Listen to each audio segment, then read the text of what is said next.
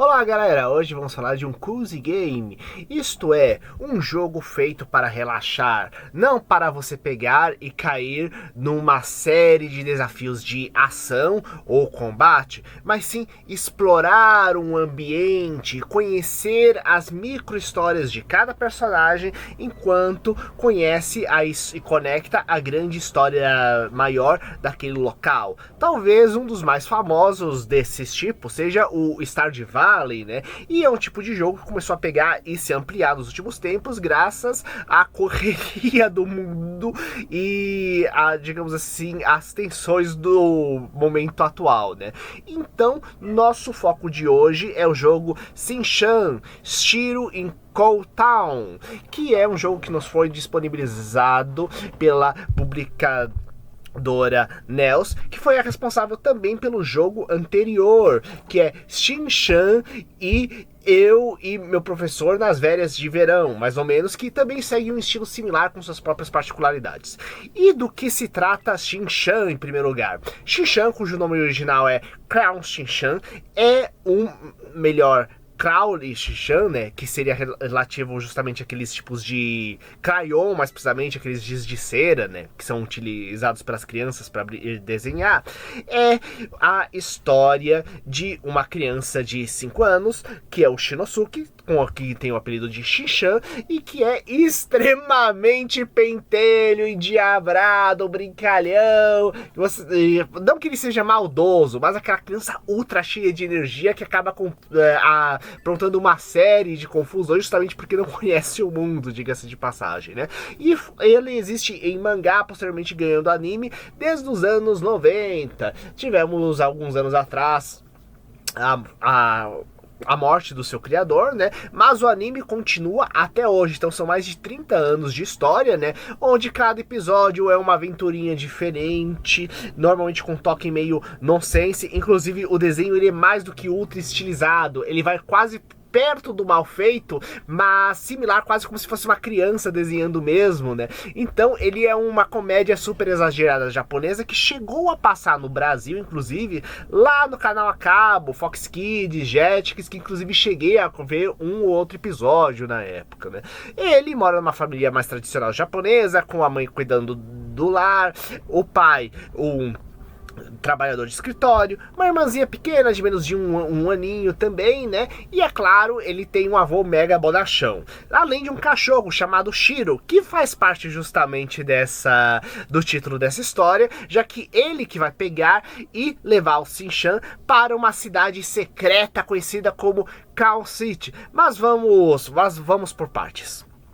Nesse jogo, nós controlamos então o garotinho Shinchan, que está passando as férias com o avô no interior do Japão, numa área cheia de campos de arroz. Então você pega, vai descobrindo folhas diferentes, capturando animaizinhos, mais precisamente insetinhos no bosque para pegar e descobrir a flora local, pescando e ajudando as pessoas que você vai vendo no caminho, né, cumprindo pequenas missões, tipo, preciso de um salmão para poder pegar e achar pro jantar de achar umas folhas ou insetos que uma pesquisadora está procurando de um lado, e por aí vai. Só que, além disso, o game possui também um segundo ambiente, que é justamente essa cidade secreta, que dá a impressão de ter algum toque meio místico mágico no meio. Só que enquanto o local do Shinchan é todo um local mais de campo, uma coisa mais zona rural, a cidade em si, ela realmente é ultra urbanizada, com cada pedaço com metal em cima, quase um local meio steampunk, dieselpunk,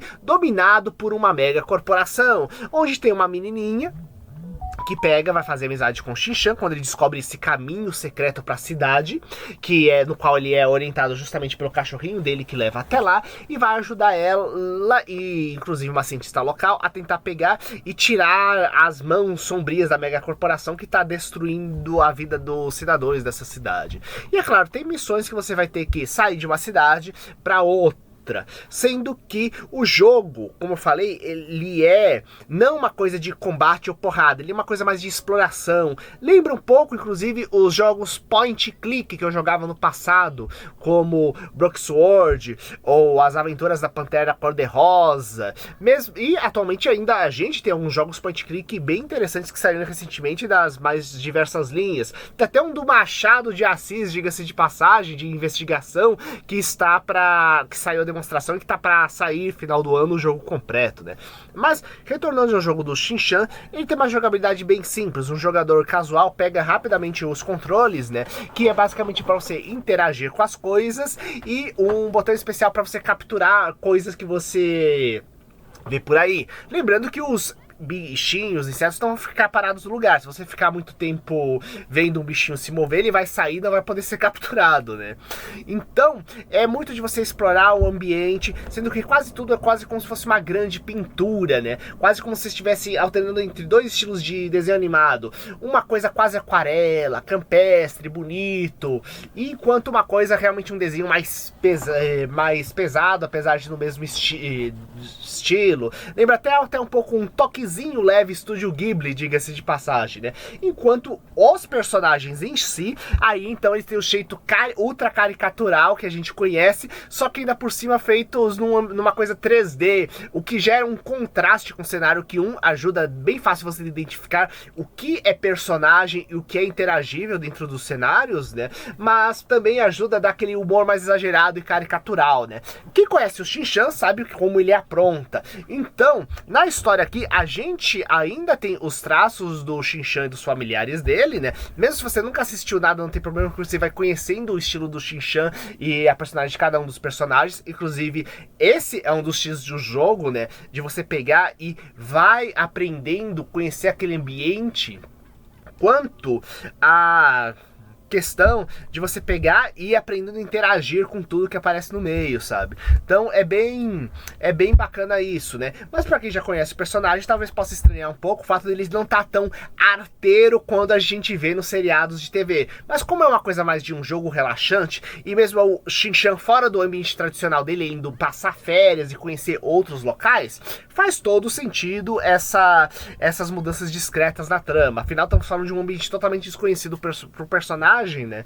E não o local, o ambiente tradicional das aventuras dele, né? Lembrando que tradicional, entre aspas, né? Já que ele já viveu tudo quanto foi crossover e mesmo filmes, né? Com aventuras com outros tipos de personagens também, né?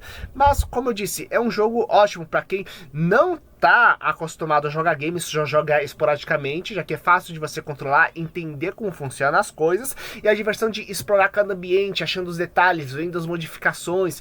Inclusive tem todo um ciclo de dia e noite, que faz com que os locais tenham certas diferenças em cada horário, fazendo com que você se estruture durante o dia para poder pegar e ver quais são as possibilidades distintas que tem em cada horário, em cada ambiente, sabendo que você tem outros locais para explorar e sabendo também que você tem o horário de dormir da criança, né, que você tem que tomar cuidado para não extrapolar muito.